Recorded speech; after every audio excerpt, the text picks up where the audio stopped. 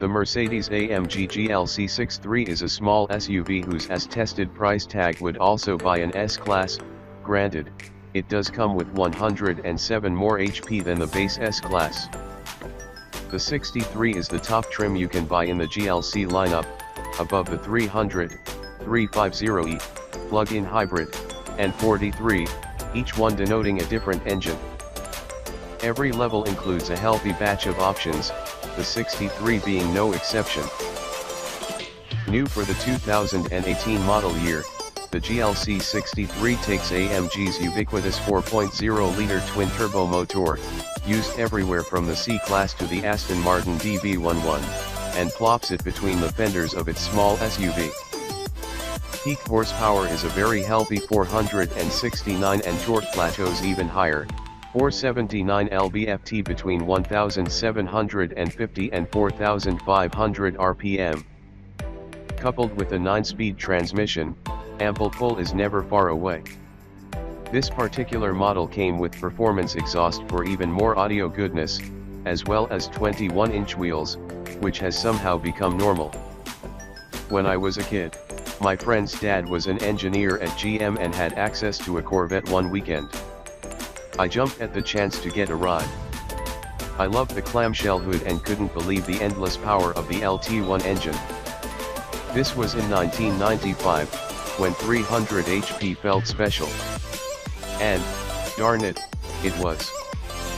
I know I'm aging myself, but these memories come up when you sit in a fundamentally utilitarian-shaped vehicle with near 500 HP wedged in.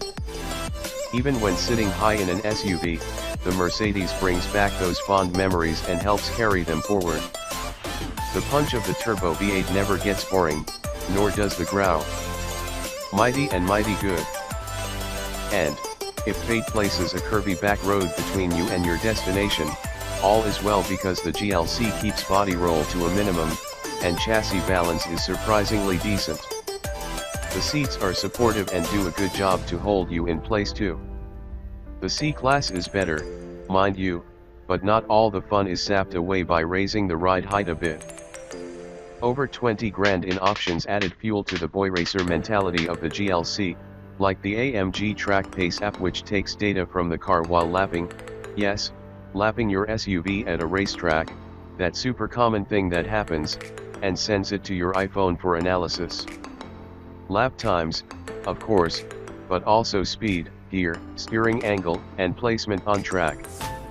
The same app is available on several AMG models. The cool potential is there, if a little out of place here. Also adorning this SUV is lots of carbon fiber and black paint via the AMG Night and carbon fiber packages, in case you feel the AMG GLC is too subtle. Mercifully, other options calm things down, like heated seats for rear passengers and a panoramic sunroof to let in plenty of light. And, if you keep the drive mode in comfort, the 63 will cruise in 9th gear quietly.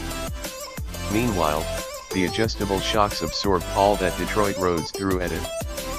Aside from the price tag, the GLC 63 attempts, and largely succeeds in, being the jack of all trades.